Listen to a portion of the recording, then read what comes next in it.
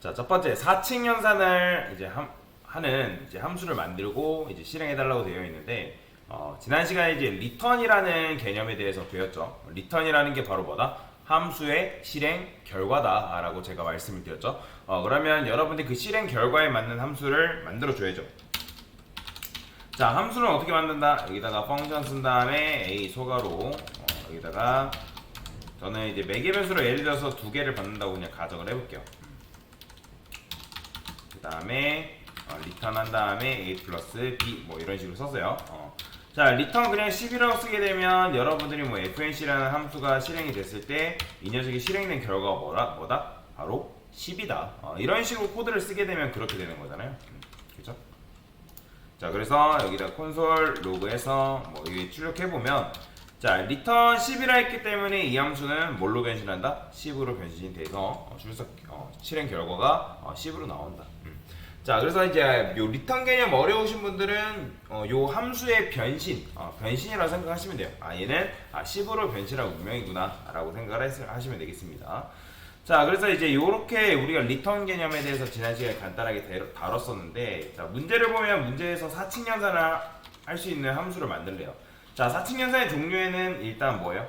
자, 플러스가 있고요. 그 다음에 마이너스가 있겠죠. 그 다음에 멀티플라이를 뭐라고 하냐면 곱하기라고 합니다. 멀티플라이 MUL이죠. 자, 곱하기 같은 경우 뭐 여러분들 생각이 안 난다 하면 이제 검색을 해주셔도 됩니다. 그래서 멀티플라이가 곱하기고 디바이드가 나누기라고 보시면 됩니다. 자, 그래서 요걸 가지고 이제 함수를 만들면 되는데, 첫 번째 플러스는 어떻게 만들면 된다? 이런 식으로 되어 있죠. 요거 예시잖아요. 그러면 여기다가 어떻게 펑션 플러스라고 적어주신 다음에, 자, 이 매개 변수 두 개 써준 다음에 return a 플러스 b 이렇게 써주면 되겠죠. 그래서 여러분들이 플러스라는 함수를 실행했을 때 내가 플러스 함수 실행 시 어떤 값을 넘겨주냐에 따라서 다양한 값을 더해가지고 우리한테 그 리턴된 결과를 준다라고 생각하시면 되겠습니다. 그래서 콘솔 로그에서 자, 이렇게 쓸게요. 여기다가 달러 플러스, 자, 이런 식으로 쓰게 되면 10과 20을 더해준 결과를 우리한테 준다라고 생각하시면 되겠습니다. 30 나오는 거 보이죠? 자, 그 다음에 이걸 기반으로 마이너스 같은 경우는 어떻게 만들면 되는 거예요? 동일하게 만들어주면 되겠죠. a 마이너스 b, 얘도 마이너스, 얘는 뭐 값은 여러분들이 뭐라 써도 상관없죠. 그래서 20 마이너스 5라 했으니까 15가 이런 식으로 나온다. 자, 다른 방법으로 함수를 만드는 방법이 있다 했죠. 함수 선언식으로 작성을 하게 되면 이런 식으로 쓰겠죠. 그 다음에 익명함수 써주시고,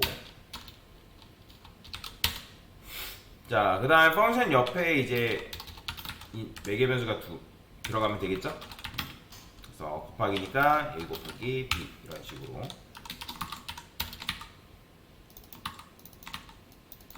얘는 이렇게 씁시다. 그러면 100이라는 결과가 얘도 마찬가지로 나올 테고 잘 나오죠? 자, 그 다음에 마지막에 디바이드 같은 경우는 얘는 어떻게 해볼까요? 얘는 에로 펑션으로 한번 해볼까요? 이런 식으로. 그 다음에 매개 변수 써주시고요. a 나누기 b.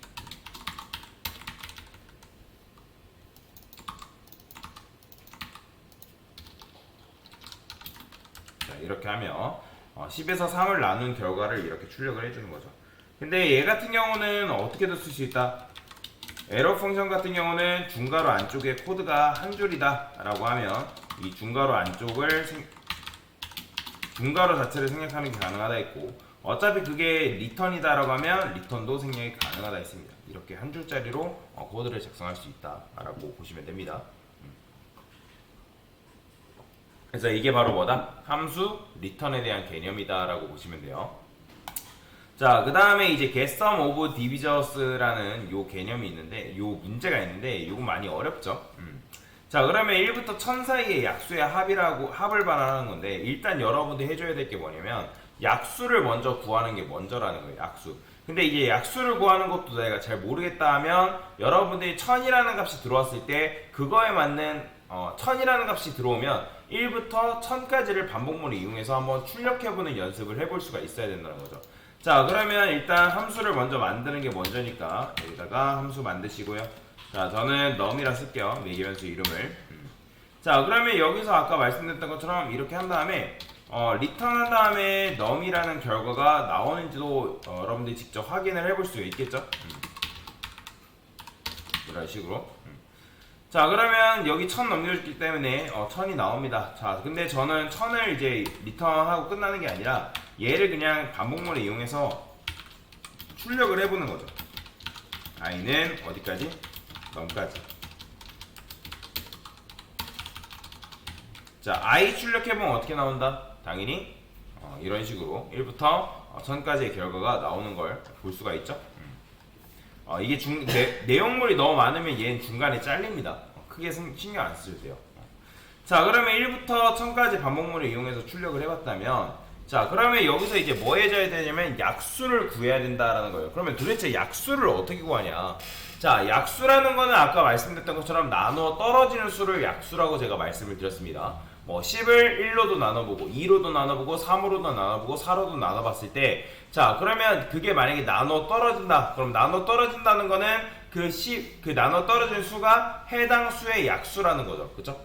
그러면 10의 약수가 뭐라 했어요? 1, 2, 5, 10이라고 말씀드렸잖아요. 그죠?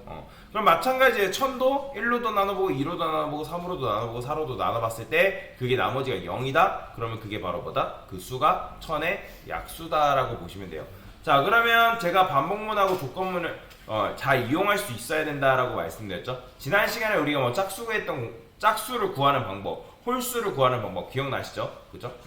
그래서 뭐 어떤 수를 2로 나눴더니 나머지가 0이다? 그러면 그거는 뭐예요? 해당 수의 짝수라고 말씀드렸죠. 해당 수에서 짝수를 구하는 방법이라고 말씀드렸고, 그 다음에 그게 뭐 짝수가 아니다. 그러면 홀수를 구하는 방법이라고 말씀을 드렸죠.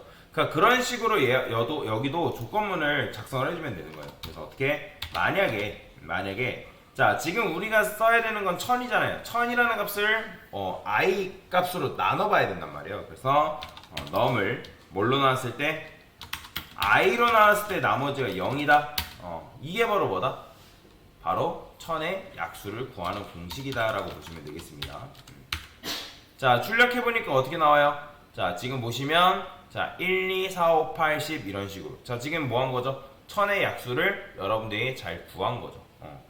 그래서 왜냐면 num을 1로도 나눠보고 2로도 나눠보고 3으로도 나눠보고 결국엔 1000으로까지 나눠봤을 때 나누어 떨어지는 수가 이 i 참인 결과만 통과가 돼서 출력이 된다라는 거죠. 이런 식으로.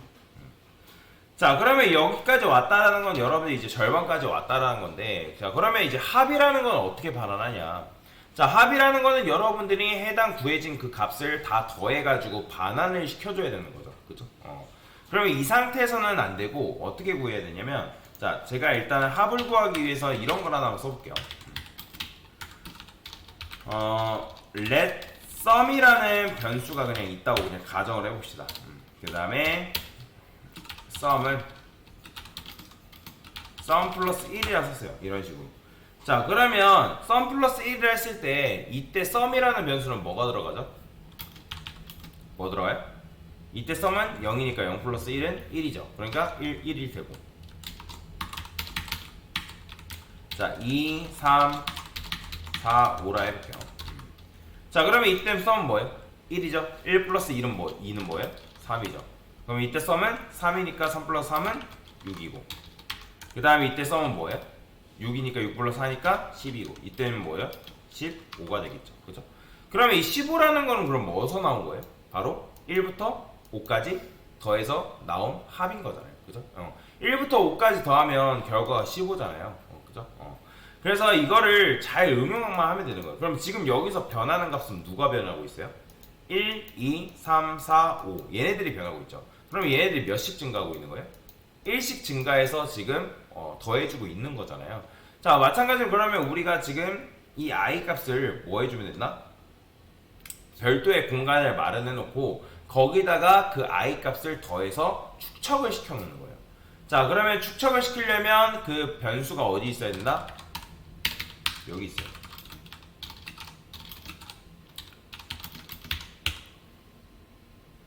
자, 이렇게 쓴 다음에 우리가 지금 더해야 되는 게 약수잖아요. 그죠? 그러면 어떻게 하면 된다? 콘솔 로그 뭐 대신에 여기다가 sum은 sum 플러스 i라고 써주면 된다. 이렇게 써주는 거예요. 그러면 이제 sum의 결과가 어떻게 나오는지 확인하기 위해서는 여러분 sum 출력해보면 어떻게 나오냐면 이렇게 나올 거예요. 보시면 보이죠? 1, 3, 7, 12 뭐 해가지고 결국에는 2340까지 오죠. 그죠? 그러니까 결과가 2340이란 말이에요. 그러면 여기다가 이제 2340이라는 게 뭐예요? 필요한 거니까 우리가 리턴 럼을 주는 게 아니라 sum이라는 값을 리턴해서 결국에는 넘겨줘야 된다는 거죠. 보이죠? 2340. 근데 이걸 줄여서 쓰는 표현이 바로 뭐다? sum 플러스는 i다 라고 보시면 되겠습니다. 이게 정답이에요. 이게 정답. 그래서 이제 어려운 문제를 제가 일부러 드려봤는데 여러분들이 이거를 그래도 논리성을 가지고 여러분들 풀려고 노력을 해봤냐? 당연히 이제 지금 시간이 짧기 때문에 다 못 풀어보신 분들 계실 텐데 어쨌든 이런 식의 원리다라고 생각을 하시면 되겠습니다. 자, 그래서 이거는 지금 어쨌든 강사랑 같이 풀어봤기 때문에 여러분이 한 번 더 풀어보셔야 돼요. 나중에 코딩 테스트를 봤는데 코딩 테스트를 이런 수준까지는 아니지만 이거보다 더 어려운 수준으로 내는 경우도 있고 그렇지 않은 경우도 있습니다. 랜덤이기 때문에. 그래서 여러분들이 자바스크립트에서는 어쨌든 익숙해져야 되는 거죠. 반복문을 잘 활용할 줄 알고 반복문과 조건문을 응용할 수 있냐 없냐. 모든 건 코드를 배우고 끝나는 게 아니라 그 코드를 가지고 내가 어떻게 응용할 수 있냐는 거예요. 그게 굉장히 중요한 거예요. 그래서 여러분들이 자바스크립트 공부할 때도 내가 이거를 조금 너무하다 싶을 정도로 공부를 하셔야지만 내가 자바스크립트를 그나마 조금 활용할 수가 있습니다. 그래서 뭐 퍼블리싱을 하는데 뭐 이런 복잡한 자바스크립트 코드를 짜냐 그렇진 않긴 하지만 그래도 어느 정도는 알고 있어야지만 여러분들이 가지고 응용을 할 수 있기 때문에 그래서 제가 이런 문제를 통해서 응용하는 방법을 알려드린 거다라고 생각하시면 되겠습니다. 그래서 이런 식으로 같이 두 개의 문제 같이 풀어봤습니다.